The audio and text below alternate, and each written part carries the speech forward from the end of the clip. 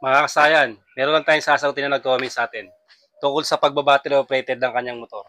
Kasayan mo kasayan na shoutout mo na rin. Shoutout kay John Roman Valdez. Boss Idol, itatanong ko lang po yung motor ko magmula nung binattery operated ko po.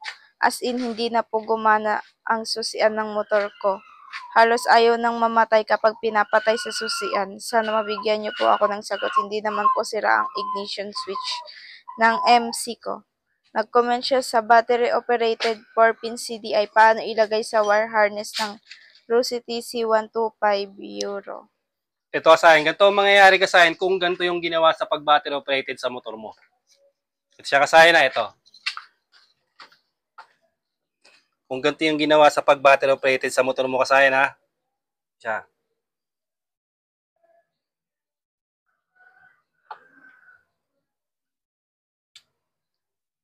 Ito siya kasayan, 4-pin CDI ha.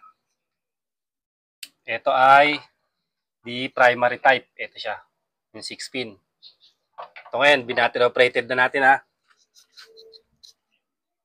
Ganito yung mangyayari sa kanya. Pagka ganito yung ginawa niyo sa motor mo,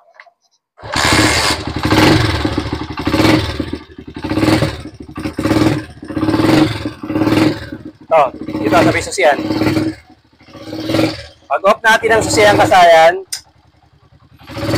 hindi pa rin ma-off yung motor mo. Hanggat di natin siya inuugot dito. Hindi natin siya inuugot dito, hindi siya mamamatay.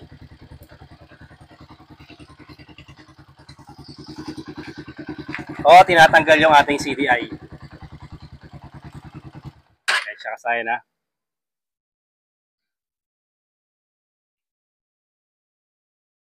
Malakas yung ground.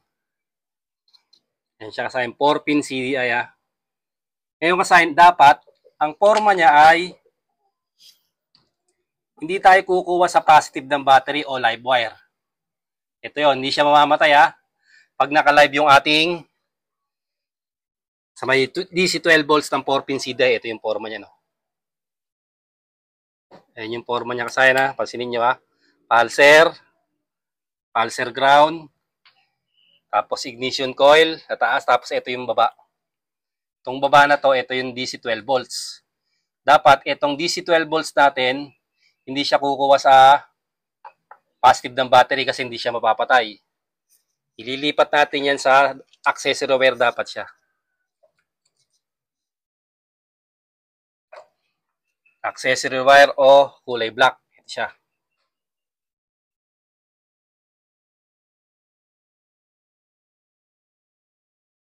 Yan dapat siya kasaya nakalagay ha. Pagbukas natin, nakalagay sa accessory wire, gagana lang pagbukas yung susian. Pagpatay natin, patay na rin siya.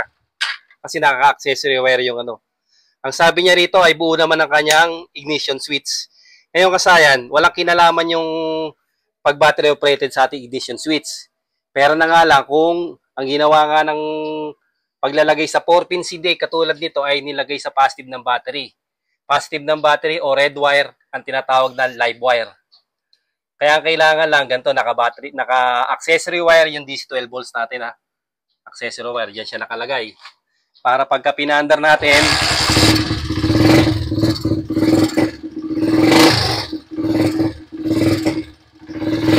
mapapatay kagad siya.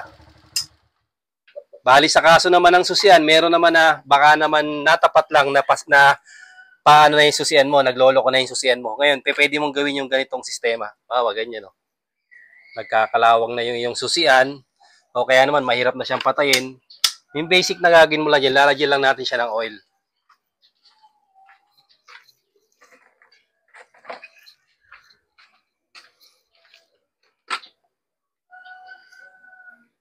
Lagyan mo lang siya kasaya ng oil, tapos laro-laruin mo lang siya. Try mo lang to, baka gumana sa motor mo.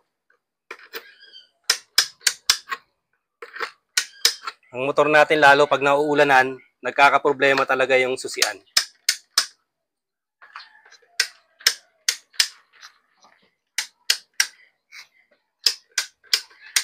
Kasi pagka nag-battery operated tayo, hindi nagagana yung kill switch. Accessory wire na yung gagana rito. Wala na siyang kill switch o yung black white natin. Bali, lalagyan mo lang siya ng oil. I-oil mo lang siya kasayan ha. Tapos, ipit-pitin mo lang siya. Kasi kung minsan kinakalawang lang siya, nagkakaroon lang siya ng mga umido o corrosion. Kaya nagloloko yung susian natin. Siyempre, kailangan check mo rin yung susian. Baka mamaya meron dong wire na naipit. Kasi ito, makokontrol to ng accessory wire ha. Accessory wire ang kokontrol dito. Kung ganun ang nilagay nila sa positive, talagang hindi siya mamamatay ha. Babalik natin sa positive. Sa accessory wire dapat kasi ang accessory wire gagana lang siya pag open ang ating susian. Ito naman live wire, kahit nakapatay ang ating susian, gagana siya. Yung live wire ng ating motor. Kahit nakapatay yung kasayan yung susian, gagana siya.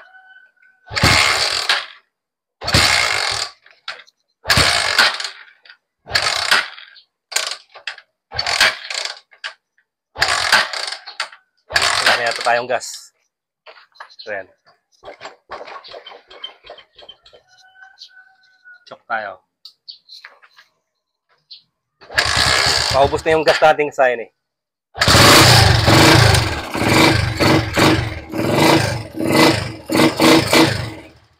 Siya kasayan na kahit nakapatay siya, gagana pa rin siya. Kaya kailangan natin accessory wire hindi sa live o sa positive ng battery. Accessory wire lang siya ilalagay.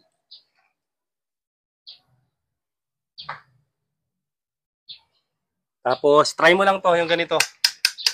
Bukas sarado mo lang, lagyan mo ng oil sa loob. Pag hindi, ang che-checkin mo lang naman dito, red, at saka yung black. Kasi ano na yan eh, 2 wires na lang siya pag battery operated na yung gagana. Isang black, at saka isang red. Pag open mo, magdidikit yung black at red.